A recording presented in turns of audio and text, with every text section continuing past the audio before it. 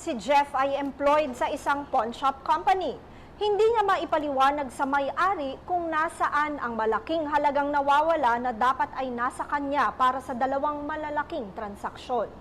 At dahil wala nga daw siyang maipaliwanag sa may-ari, ipinatawag daw siya nito at sinabing mas maigi pang mag-resign siya kaysa sampahan siya ng kasong qualified theft.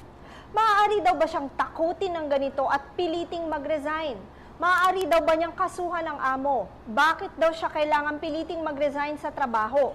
Paano daw ba naman niya mababayaran na nawawalang halaga kung ganon? Jeff, hindi mo nabanggit sa amin kung ano nga bang nangyari sa malaking halagang sinasabi ng iyong amo.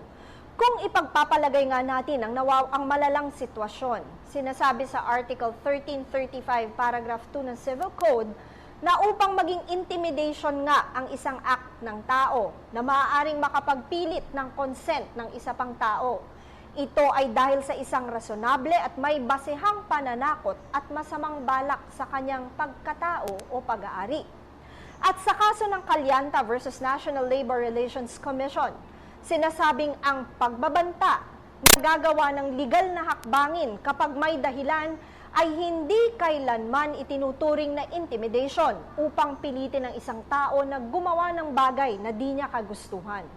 Sa madaling salita, Jeff, binibigyan ka lamang ng kampanya ng tinatawag na graceful exit kaysa naman harapin mo pa ang isang kasong kriminal. Tandaan ang aming opinyon ay maaaring mag-iba depende po sa mga impormasyong ibinigay ninyo sa amin. Malaya po kayong makakakonsulta sa inyong napiling abogado. Patuloy po kayong mag-email sa newscenterptv4@gmail.com. Ito po si Attorney JJ Jimeno Atienza, ang inyong bisig ng batas. Ako po si Cathy San Gabriel. Subscribe na sa PTV YouTube channel. I-click lang po ang subscribe button.